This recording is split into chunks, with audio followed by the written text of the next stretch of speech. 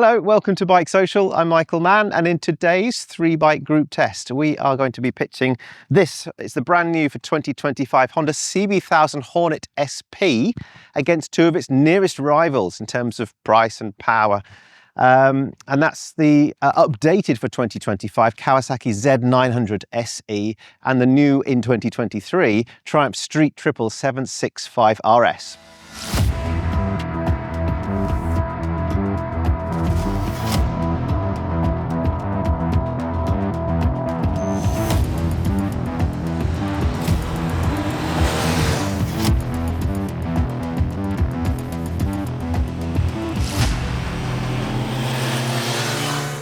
So that's three sporty nakeds that aren't too over the top in terms of spec, price, performance. Now, joining me today to impart a portion of their enormous wealth of wisdom are road testing superstars Martin Fitz-Gibbons and Luke Brackenbury. We're going to be testing the bike on the BikeSocial test route. We shall come back to the studio, we shall drink tea, eat biscuits and dissect all of our knowledge for you and work out which is our preference.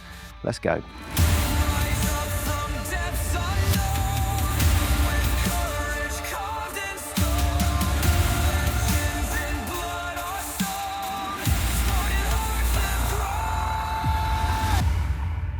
All right, boys, so any day on a motorbike's a good day, except when it's really cold. But today was an exceptionally good day because it was very warm from March. Lovely, wasn't it? Yeah. First day of spring. Happy days. Updated the video now. You have, haven't you? Well, I didn't know that this morning. All right, so this is the section where we talk about our preferences, likes, dislikes. We'll go in order through what we would normally find on a BikeSocial review. So we'll start with price, end with verdict, and our preference. We'll dip into some. We asked the members of BikeClub for their opinions, thoughts, and questions. We've got some of those. We've got insurance premiums. We've got anyway. Here are our thoughts.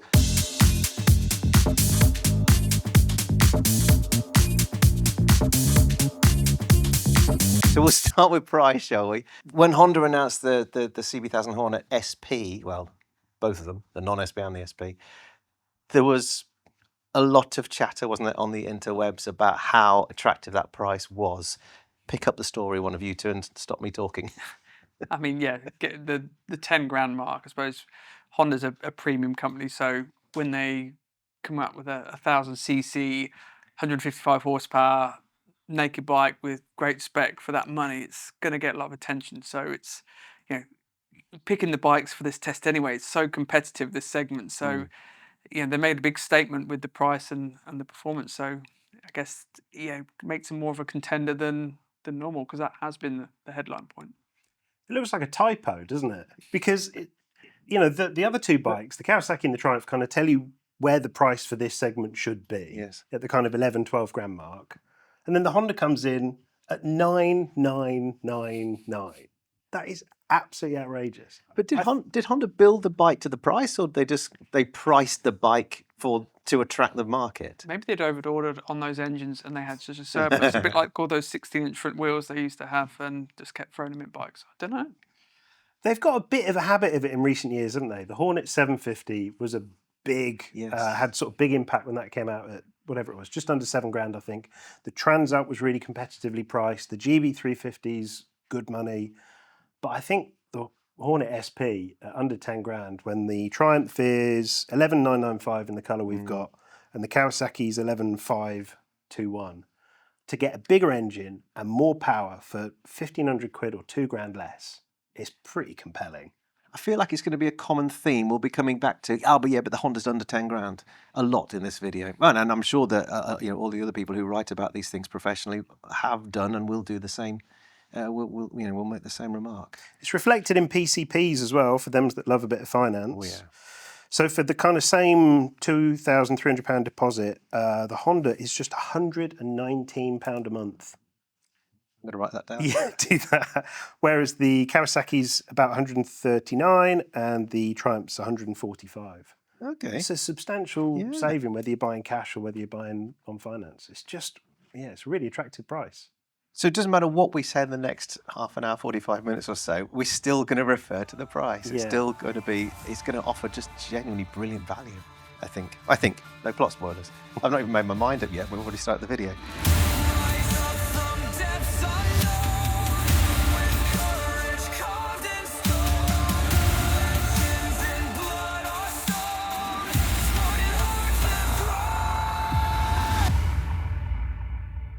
Let's move on then. That was nice and easy. Engine and performance. 2 4s and a 3. Well, I was just saying earlier, 4 cylinders, inline 4s in a conventional firing order, just for a while got a bit boring. And you jump on that Hornet and it's a lot of fun. It begs you to want to ride it fast. It begs you to want to rev it. It makes you giddy, it makes you laugh. It's 155 horsepower and it's just a lot of fun. And then you jump onto the Kawasaki and it makes that great induction noise. But it's a bit unfair, For 50 cc's, it's dropping, 35 horsepower.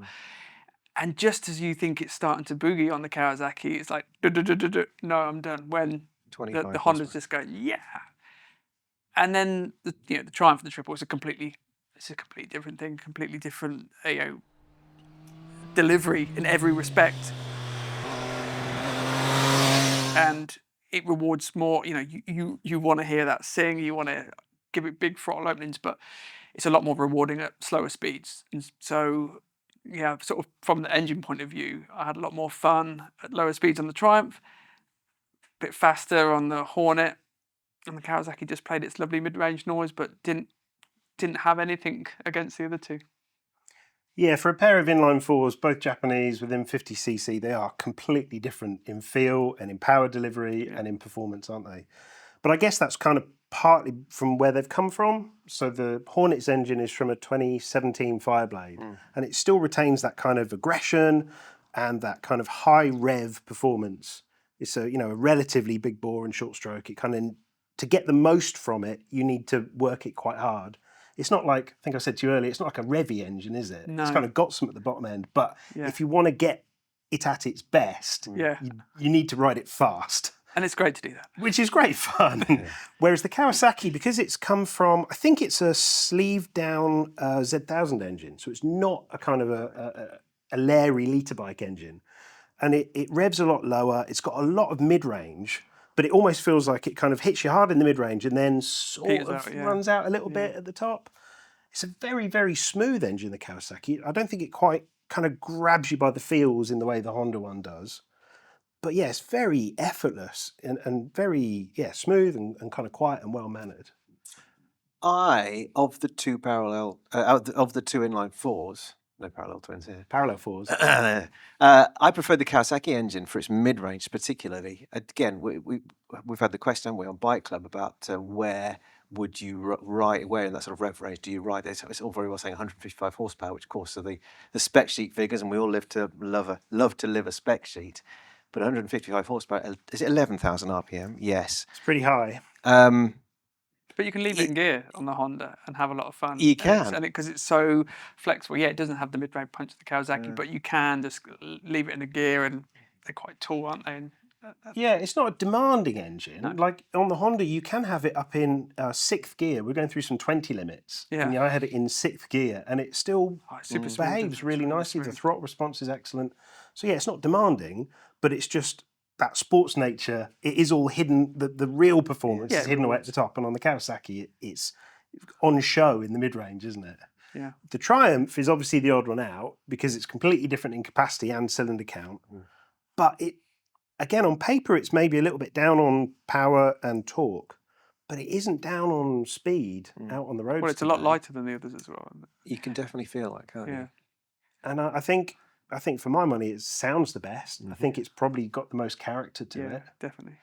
So yeah, it might not have the outright peak power of the Honda or the kind of bulging mid-range of the Kawasaki, but I think the Triumph engine might be my most sort of subjectively enjoyable engine to use. It's fun. It's a lot of fun, isn't it? It's just wherever you are on the rev range, the noise it makes. And they don't show that on a spec sheet, do they? They don't say how much fun it is. How much fun, RPM. A perfectly relevant thought as well, because you don't get that. It's all about the connection, isn't it? Mechanical connection as well with the bike. You're sitting on it, you're working it. That is affecting all of this as well, and that, and it's just, you're right. It doesn't show up on. No, I rode the Kawasaki for the first loop that we did, and I kind of got off and was quite impressed, but in quite a cold, clinical way. Right. And it's sort of, when you open the throttle, it just feels like you're opening a throttle. But on the Triumph, when you open the throttle, it feels like you're using an engine. There is a real sort of mechanical growl to it. Rush to it, and that's what makes you want to give it full handfuls of opening out of corners, and even just a short shift, because there's a cacophony of sounds and activity and action, and you're well plugged into it. It's a lot of enjoyment. I think your point earlier at the beginning of the section about 3 very different engines is really worth repeating, because if we're trying to inform potential buyers which one to choose, then really the answer is go and have a go on all of them, because they are so different. Yeah. And if you can ride them back to back, do so, because we've had we've been able to today, and we're obviously grateful for the chance to do so. But it does open up the nuances, the differences between them, which actually are quite a fine line when we talk about the difference between they're all the 2 amazing inline engines, aren't they? They're all. There's not a bad one, is there? No. Before we leave the engine section, let's talk about gearboxes as well. All 3 have got up and down quick shifters. Have they? I promise you they have. They're supposed to have. Heavy footman. But they're definitely different, aren't they? What's your opinion? Oh, for me, the Triumph up and down shift, that is a sweet, silky smooth shift. That is effortless and lovely, and just it complements that amazing engine. That's a really, really nice thing. The Honda, as we joked, I thought, the upshift on this is brilliant, but I don't think it's got a downshifter. This is quite. I'm going to put some effort in. And I was thinking, maybe I'm just savaging it. I need to use the clutch. And coming from the Triumph, I'm going to have to use the clutch. That's a bit rubbish. And you've corrected me on that one. You are wearing some mountain climbing No, these attire. are TCX. They're waterproof, lovely boots. And then the Kawasaki system's really nice as well. But the Triumph's is just very, very refined and just so nice. It is very good. I jumped on the Kawasaki first, and it felt pretty good. Sort of 8 out of 10. A little bit clicky, a little bit notchy, especially on the downshift. There always feels like there's a little bit of lever travel, a little click before it actually goes into gear. And then jumped on the Triumph after that, and there's nothing. There's no complaints. There's no problems. It's a phenomenal thing. I thought the Hondas was pretty good. I didn't have your downshifter problem, but for me, the best quick shift is the Triumph by miles. I disagree. Controversial. I disagree. Here's my thoughts.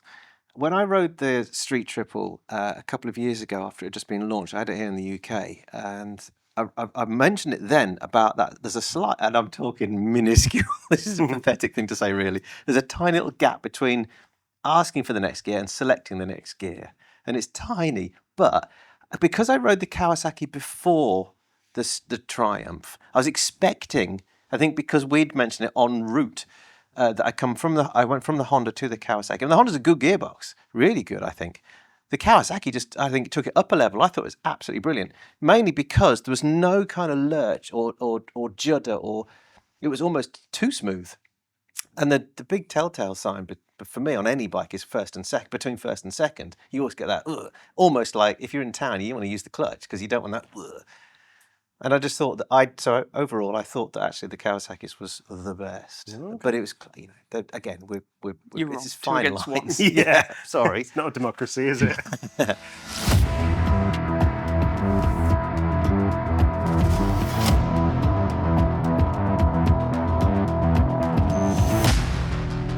Handling, suspension and weight. Now, again, spec sheets would show you that between the Triumph at 188 and the Kawasaki at 214, the Polar Extremes, 212 on the Honda, you can feel it, can't you? I mean, all right, it's one less cylinder, but... I think with the Triumph, in part, the bike's a much more compact bike. The Honda's got some width to it, and the Triumph's much kind of slimmer, and you're slightly more over the front. They're all quite agile bikes. There isn't... I don't think it feels like that great a difference between it. I would have guessed that the Triumph was the lightest, but it's not like it suddenly dives into corners when the other two are kind of lumbering around. They're all quite good handling. Yeah. We're taking obviously manufacturer claims here. These are not our measured weights, but the Triumph feels lighter, and like Mufka said, it's a bit more of an aggressive riding position, and it is a slimmer package, and it feels a bit more aggressive when you're on it. It feels tiny. I thought the Z900 felt quite compact as well, actually, considering it's an inline four. And then you get on the Honda and you've got to spread your legs a little bit. The tank's quite wide. It's a couple of litres up, I think, on the other two. And just from, I'm not a really big guy, but just from an ergonomics point of view, it's not bad, but you really notice it when you jump between all three bikes. But the Kawasaki and the Honda, they're a bit more upright, quite comfortable. But those bars on the Triumph, I liked it. It was the first one I went on this morning. It's like, come on, let's go. You know, it's really G's you up because you're just that little bit leant over and a bit swept. It feels really sporty. Again, the advantage of riding all three back to back, those little fine lines, they do show up, don't they? It's the same. The Triumph is the sportiest, the Kawasaki is the next one, and the Honda's the next one from that. But yeah, also I noticed that how tall the tank is on the Honda, and it's quite wide at its tallest point, which is fine because it's kind of out of the way unless you are 9'7". But so it's 17 litres on the Honda, right? And then same on the Kawasaki, I think, and then there's 2 litres less in the Triumph. Yeah. So the Kawasaki feels like it kind of packaged it a bit better. Yeah, it does feel narrow. That's what I mean. Slimmer between your knees. Yeah. The Kawasaki feels taller, I think, than the Honda. The Honda's kind of slightly more roadster position. Feels a bit like easy to get your feet down. The Kawasaki, I think they put a thicker seat on it this year, which is really funny because when the Z900 was first launched, it was all about being a really accessible riding position, really low seat height. And then as the years have gone on and the SE comes along, and then they put a thicker seat on it, it just goes up and up and up and up and up. And I think it's quite high actually 836. 8.3, that's the Triumph. 8.30 on the Kawasaki. Yeah, it's taller than I expected it to be. The Triumph I expected to be quite tall because it's sports-derived, kind of sports bike style chassis. But it's narrow though, so your legs aren't going round it as much. So that step over, I guess, is kind of more manageable. Yeah. Kawasaki feels tall. Honda feels low at the back, a bit more roadstery. Yeah. I thought handling-wise, they all kind of turn at a similar rate, but the Triumph gives you the best connection to the front end. I can sort of feel more through the bars and through the forks. If I had to slog one around a twisty road, I'd definitely want to be on the Triumph. Yeah. Going back to the seat height thing, I've got 30-inch inside leg now. Don't boast. It's practically a disability. But, I can almost be flat-footed both sides on the Honda. So in town and that, you feel in control. It feels, it's plush, it's nice, it's comfortable, but then get going, the suspension, they're all on Öhlins, aren't they? It's done very differently. Yeah, I agree with you on the Triumph. It is over the bumps, over the fast, smoother stuff. It's really composed. But the Honda and the Kawasaki, and we took them down some pretty bumpy roads, but the Kawasaki was the harshest ride on the back end for me. Yeah, you could see that visually because I followed you when you were riding. I say riding in inverted commas. You were just about staying on the Kawasaki, jockeying as it was kicking you out the seat repeatedly. And the kind of bump that would kick you out of the seat on the Kawasaki, I would hit on the Triumph, and it would just kind of go, and then you get on with it. So yes, they're all on Öhlins shocks, but like we said with the Sports Tourist test, there's Öhlins and there's Öhlins, and the Kawasaki's is quite a simple Öhlins shock, I think. It's kind of a single rebound adjuster. Okay. The Triumph's is like a single tube design, bit fancier. The Honda's is actually quite a flash unit. It's a twin tube design, which is like quite high end stuff, but it feels like it's set quite firm, quite sporty. It definitely doesn't kind of absorb the bumps quite as well as the Triumph does. It's an SP, It is SP, yeah. Yeah, and we talked about this after the second run. So after I'd been on the Kawasaki and you were behind me on the Triumph.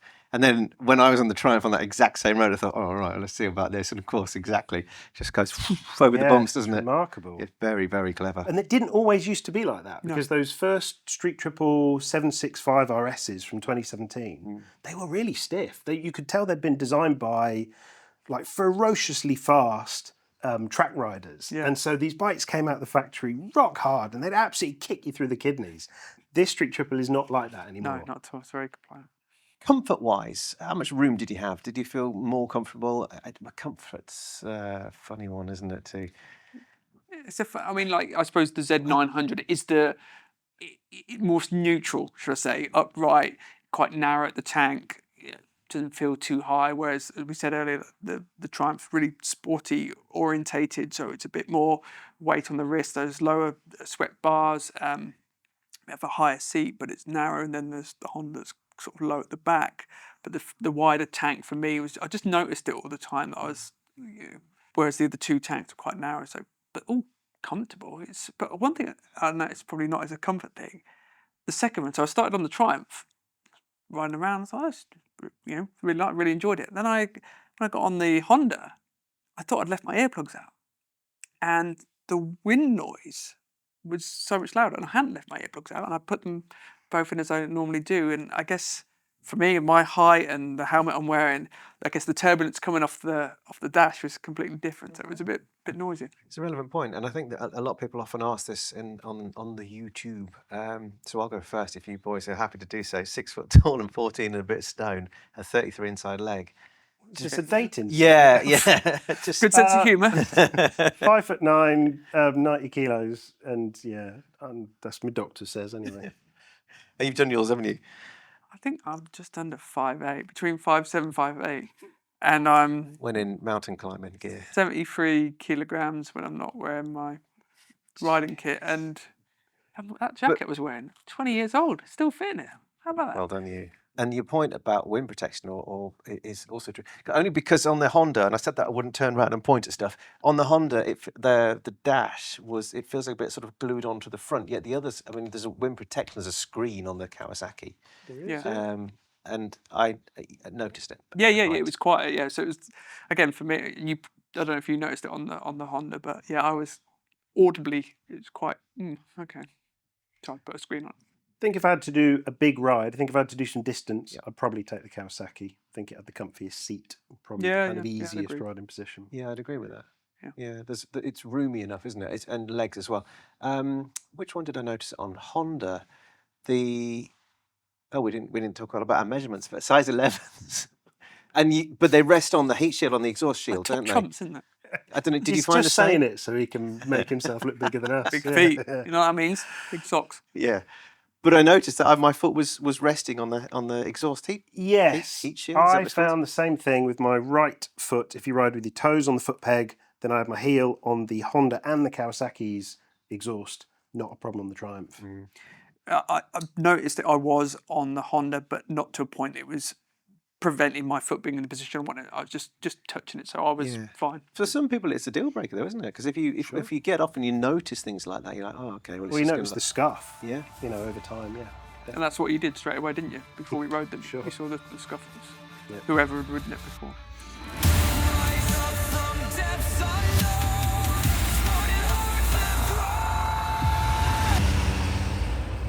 Okay, so we've covered handling, suspension, weight. Brakes was the next point. Yeah, again, they're all on the same brand, aren't they? They're all on Brembo brakes. Yeah, two have got the Stylemas, which is the Triumph and the Honda. Honda. But they're all mega. I mean, the Triumph, you've got obviously the span adjusters, but you've got the ratio adjusters on that. So you could, I sort of didn't really get into playing around, but there's brakes on the Triumph. Phenomenal. Yeah. And considering it's the same setup, I don't know, it just felt it had a lot more bite, and it's a different master cylinder, so that's got to be the difference there. And again, you've got the ratio adjust on that. And Kawasaki's not bad at all. I mean, they're amazing. I mean, we weren't obviously on track or trying to do that, but they plenty of power and feel at the lever. But the Triumph, it's got a much better spec, a master cylinder on it, and that's the difference. All three are incredibly capable, aren't they, for normal, everyday riding, real-world riding? They are, and so it's not really about outright performance. We weren't like doing braking tests or anything, but it's just how they feel to use. And it's exactly as you said, Luke. The Triumph's got that instant bite and that fantastic feel through the system. And the Kawasaki's got the power, but it just feels slightly more dead, slightly less urgent when you squeeze the brakes. Yeah. The Honda, although it does have lovely Stylema top-of-the-range calipers, it's still on rubber hoses. Okay. The other two are on braided lines. And it's just one of those little things where I think, if you're going to go to the time and the trouble and the cost of putting really high-quality braking components on, don't skimp on the... But all those things add up in mass market stuff. The rubber and, they bought this, again, come back to the price. You've got to cut your cloth accordingly to get it to that, and you think, okay, rubber and stainless, but times that by a lot of motorcycles, and that starts to add up. But I'm going to go back to the braking. I think it's, again, coupled with that front end on it. You've got the power and feel, And one time I ran a little bit hot in there, but I just knew I could just keep on the brakes. I just knew what was going on. It just builds confidence. It was just because that was the first bike I was out, warming up on it, but just took care of me.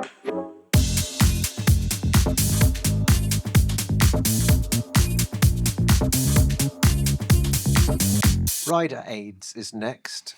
So there are plenty of modes, aren't there, here, and other things to fiddle with and personalise your ride. Shall we talk about how easy the system to operate them is? Switchgear predominantly, and the screens as well in this section. Any standout thoughts? The Triumph in road mode, we talked about the rev counter. It's really hard to see it, and it's focused on the speedo, and that's great, On the Triumph? Yeah. You can change them, There's several different modes. I went through all the dashes, and they're all different flavours of hopeless. Right. Okay, yeah. Yeah, so, I don't know. I was just because I wanted to see that, I went out for a start in road or street, and I just wanted to see where it's at in the revs, but I couldn't really see it, and I don't want to start looking down. So, yeah, speed-wise, it's quick to look at. Navigation-wise, it's very intuitive to go through the system on that.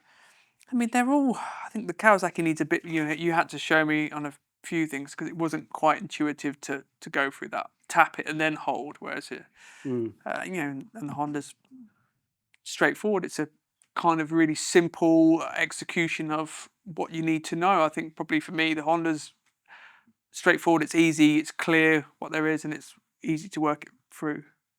One thing I quite like about all of them is that they package all those complicated modes, all the throttle responses, power outputs, engine braking settings, all that stuff. They're all packaged up into really easy to understand terms, right? So they have a road mode or a street mode, and then they have a sport mode, and then they have a rain mode. And they're really easy to cycle through. It's not like certain brands, they tell you can have A, B, or C. And it's utterly unintuitive to use. Yeah. They're actually some of the easiest bikes to switch between the modes, I think. The Honda has a mode button. I think the Triumph has a mode button. Yeah. It does. And the Kawasaki, you just kind of have to, is it like hold and up or down to kind of cycle through? But to be honest, in all of them, I just put them in sport mode and left them there for today. On the Triumph, you can change it on the fly. You can change it between most of the modes on the fly just by closing the throttle. Set the mode to close the throttle. But you can't get to track, I don't think, on the fly, on the road. So you've got to stop, put it to track. Only again, if that's your flavour. I think that's because it does something funny with the traction control, and it wants to make sure that you're. It does not tell you gonna that, doesn't it? accidentally- It does warn you. And then the Honda, press and hold. Sorry, Kawasaki's press and hold. But you've got to go up and then back down again. It's like a gearbox, isn't it? Yeah. You can't just. Speaking of traction control, so we talked about the lovely Honda engine, loads of power, and it did something funny to me. I wasn't trying to wheelie, just hard acceleration out of a corner, and then it started lifting, and then it went, I don't know what's going on, and the traction control light was flashing. The wheel came down, and then it was still like the traction control was in. It was like, cutting down to 2 cylinders or whatever. So I chopped the throttle a little bit, put it back on, then I was bang, full power. And I did that a couple of times. So it's, I don't know if it's a basic system, but not everyone's going to be riding it like that. And I wasn't trying to do that. It was the crests and that, but it did make me chuckle. I was like, oh, God. Yeah, it is unpredictable. There are times when you kind of accelerate hard and the traction control doesn't give you that full acceleration. It very much kind of holds you in place. Yeah. And there are times when you feel like you kind of accelerate the same rate and it gives you all the acceleration all at once. Now, I think, I might be wrong, but the Honda's the only one without an IMU. Okay. So without an accelerometer. And so I think it's probably got less information that it's taking in to decide whether to interfere or how much to restrict your throttle by. So I think it is perhaps the sort of the least clever. Well, that's where the money's coming system, out again. perhaps. And that's. Whereas the Kawasaki gets an IMU for this year's update, and the Triumph has had one for a couple of years now.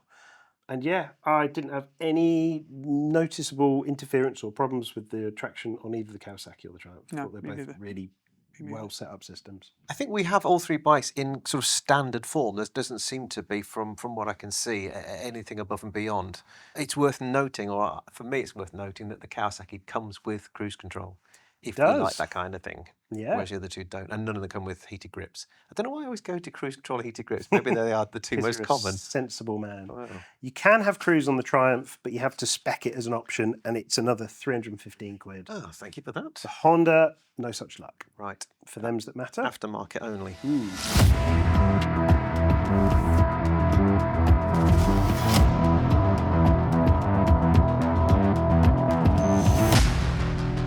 Moving on. Quality of components, and I wanted to say look, so aesthetics, and I think that the Kawasaki Mann told me recently that they did a survey, and I think it was something like 70% of people put looks of a bike above a lot of other things. Okay. Which is a hefty proportion of people. For you guys, what looks the best? Is there a... Well, I don't know about best. I think the Kawasaki looks the most overtly flashy. I'm trying to think of, complex in terms of number of colours used. It's got a lot of panels, it's got a lot of plastics, it's got a lot of bright colours. There's bright gold and bright green. The Honda, by contrast, is a much more mature palette. It's kind of much more understated. There's lots of, blacks and greys. It's all kind of, I guess, kind of quite well hidden. I asked my 6-year-old which one he thought was the best looking bike, and he jumped at the Kawasaki. Oh. And I think that's kind of what that bike's aimed at. I think it's aiming at the inner 6-year-old in all of us, because it is quite, it's not very subtle, is it? Not at all. Whereas the Triumph and the Honda have maybe a slightly more modest, sort of more muted aesthetic, which I find more appealing. Mm-hmm. So riding around all together in the mirrors, the Honda stands out. I love those running lights. I think it's a great safety feature. They're quite minimal front ends with the headlights, but the running lights with the amber on just for other road users in the mirrors sets it apart. The headlights on the Triumph look amazing, with the daytime running lights really give it a character and a face. Sort of just again looking at the mirrors and seeing on there. I put some pictures of the bikes on WhatsApp group, and people go, "What is this Triumph all about?" And from certain angles, how the headlight unit and that, it does look a bit weird and sort of sat on. And I sort of said, no. In the flesh, it looks amazing. I think the Hornet looks classy. For the mature rider that I guess I am with all this grey hair, but gold wheels are always a winner. It's matte black. It looks subtle, stealthy. I think I really like the look. Stealth is the right term, and I do like it as well. On one hand, I think it's a shame they don't give any other colour options, but actually it's pretty cool. It wouldn't work if they did it in the HRC kind of red, whites and blue, would it? Someone will do it that way. Nah, someone will do it that way, but I think it's classy. It's just it's a bit of a sleeper. It's a weapon. We talked about the exhaust guard being a bit scuffy on a couple of the models, but there's nothing that stands out as poor quality, is there? Flappy clutch lever. Well, I think that's just that one was when bike, we first, isn't it? No the others doing it. We started up today. It was in the peripheral vision. I was like, what's that? Oh, it's just, come on. Yeah. I've ridden the RS before, and they've not had them. I will point one thing out, though, it's the ignition location. Because you can barely get the ignition key in the ignition port, let alone all the other paraphernalia that comes with it. And if you do manage to successfully get it in, then it kind of blocks the screen anyway. So that would be my comment about the Triumph. I think the Honda's got a few too many visible hoses and stuff. I think it looks really classy from a distance. I'm less convinced when I get really up close to it. That's my only observation about that. Okay. A few too many of those like big cooling hoses and stuff with that little braided mesh stuff over the top of it. It is a great thing, but it just maybe lacks a tiny, tiny, tiny bit of detail. Finesse. I think maybe the Triumph hides its guts a bit better. Yeah, but we're talking like £2,000 difference. He says that. He turns around and he looks at a massive, great cooling hose on the Triumph, so maybe not. We commented on the Honda, the downpipes, that bike's not done a lot of miles and already they're sort of stained, and it is naked bikes, and it is an annoying thing on them, but we looked at that straight away and we're like, oh. The Kawasaki and Triumph, they're classy, they're well finished, they've got some beautiful components on. There's lots to look at on the Kawasaki, isn't it? Like there is a lot. That's why your son loves it, I guess. Yeah.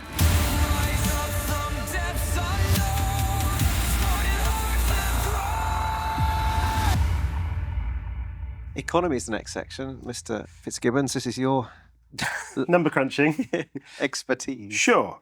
So we rode them in a fairly spirited manner.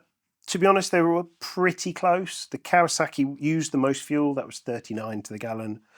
Then the Honda 42 and the Triumph was 43. So there really wasn't very much in it. The only thing that might be worth pointing out is that some of the engine changes for the Z900 for this year, Kawasaki used, I think, some milder cams. I think it's slightly less power and less torque than the outgoing Z. But they made a lot of noise about how it was really frugal now. It was like 16% better fuel economy. And they claim 59 to the gallon, which is enormous fuel economy. And unfortunately, in our testing today, it didn't get anywhere near that. Yeah. It was also the first to run out, or not run out, but the first for the light to come on, wasn't it? Yes. Honda Just probably ahead. got the best range, and Kawasaki was Yeah, the well, you'd first. expect that. Do you recall at what point the light came on, Luke? How many miles have we covered, approximately? Couldn't tell you. No. Have to remember though, it was. I think it was less than 3 figures. I think it was probably 85, 90.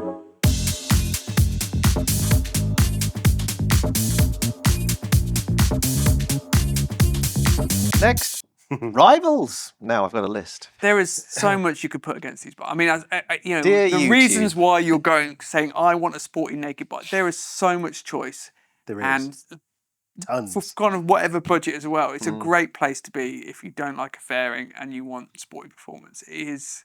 Yeah, we'd need a much bigger garage to put all these in to talk about. More riders, more bikes, more space, more tape in the camera, more No, just be us opinions. three, but we just spend all week doing it. I think it's partly because the old capacity classes have kind of dissolved away, haven't they? Yeah. So you go back 20 years, whatever, and it's like 600 nakeds and sort of 900 or 1,000 nakeds.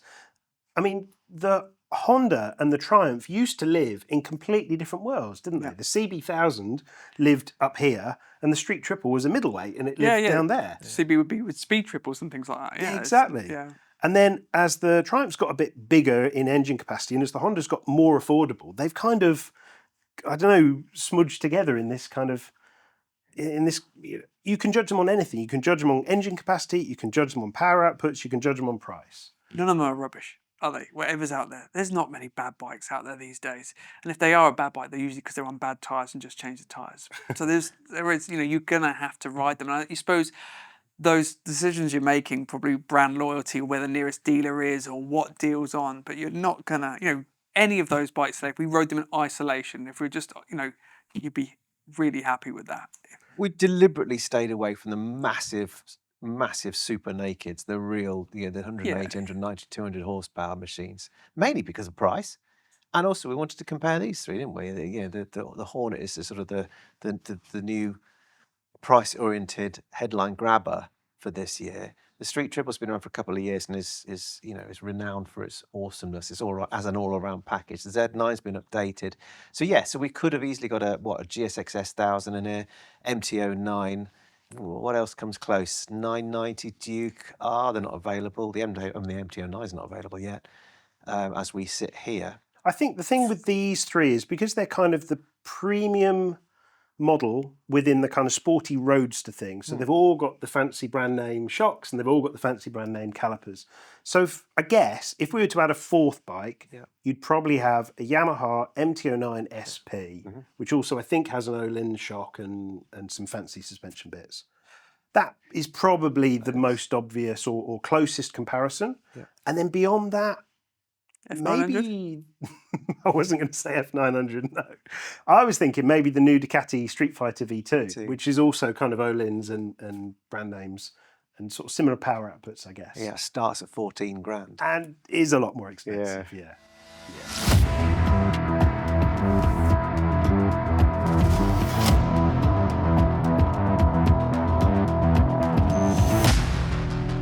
So will you put a shout out, Luke, on BikeClub, which is our sort of community forum place. It's like our own social media that we can it's a place to get advice, ask a question, give you, help people along their biking journey. So we put it on there, said that we're testing these bikes. What do you want to know? And so Paul, he said, barely anyone that buys these bikes will ever touch peak power and torque. So what are they like to ride at sensible, in brackets safe, road speeds, i.e. in line with IAM ROSPA guidelines? Interesting. I think if you were to ride them all at very safe, very ROSPA-y kind of speeds, I suspect the Honda, because of the way it makes its power, I think its novelty would kind of or its ability would kind of be diminished, because that's a bike that really benefits from being ridden quite quickly to get into its power output or to get to its kind of power advantage. I think the Triumph and the Kawasaki would both entertain in different ways. The Kawasaki's got a lot of power at the bottom end, so that kind of, and it's geared really short. You can kind of rip through first and second gears quite quickly. So to get up to 60 and then stop, the Kawasaki's got a lot going for it. Yeah.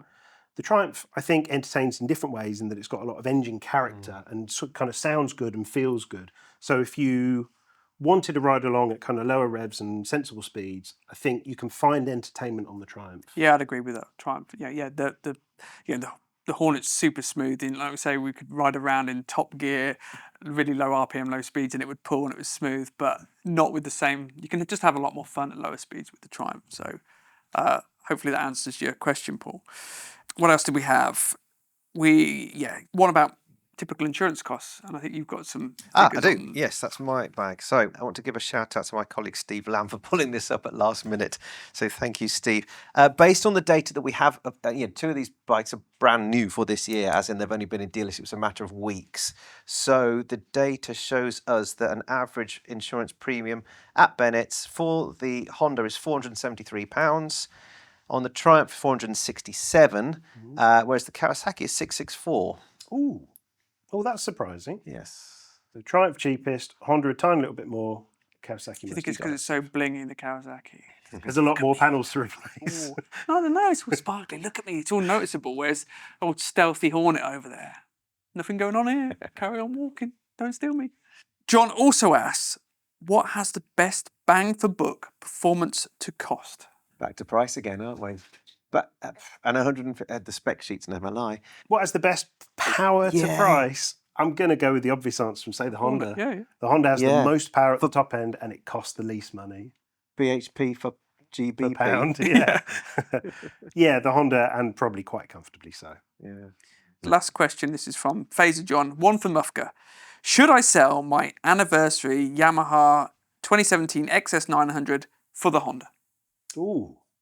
The anniversary XSR 900. Was that the one with the sort of yellow one with the speed blocks? Do you remember that one, the first year it came out? I think so. I assume that's what he's talking about, the anniversary model. I think it's a really good looking bike. I'm surprised. But if he's had it new, he's had it for 8 years. Maybe. I think yes, if you want a naked fireblade, which an XSR 900 isn't. I mean, they're quite different in the way they deliver their power and the way they feel, aren't they? So if you want something that's sportier with a lot more power at the top end, then yes. But if you love that XSR kind of surging, easygoing power delivery, and I think that bike's going to be a bit of a future classic with that paint job on it, then maybe cling on to the XSR for a little bit. John, can you have both? Yeah. Have both. That's the answer. Just someone one. Yeah. I think that's. This last one from Bike. There's quite a few on there. Some great questions. Which one sounds the best above 7,000 RPM? And this is from Barrett. Above 7,000 RPM. Depends on what gear you're in. Yeah, it just depends on what gear you're in. I'm going to say the Kawasaki is maybe the least orally impressive. I think it's the quietest above 7,000 RPM, actually. Yeah. Above 7,000 Yeah, RPM. Below that, it makes a great honk through the air. So then it's down between the Honda and the Triumph, and I'm going to say Triumph. Sound-wise, yes, from the seat. I think experience-wise, at that revs, it's the Honda. Yeah. That's the where it starts getting really giddy. But yeah, sound-wise, Barrett, it's the Triumph. I think in short bursts it would be the Triumph. I think if you were going to ride around at or above 7,000 RPM, I'd want to be longer term on the Honda. Thank you, bike socialists. Yes, exactly. Thank you Thank you, BikeClub members, for your questions. If you had £12,000, I know what you're going to ask. I don't want to answer it. what do you buy? It's really close. What is the preference? It's really what tight. do you choose?